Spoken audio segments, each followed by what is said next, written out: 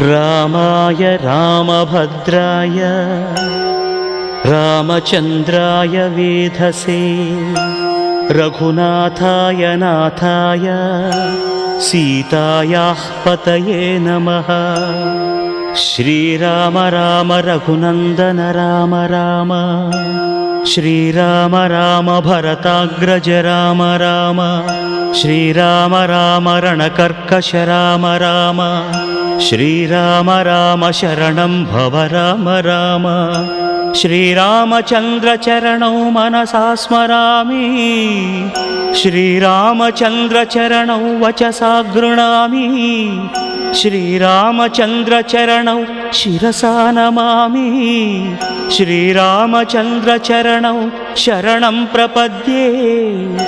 माता रामो मत्पिता रामचन्द्रः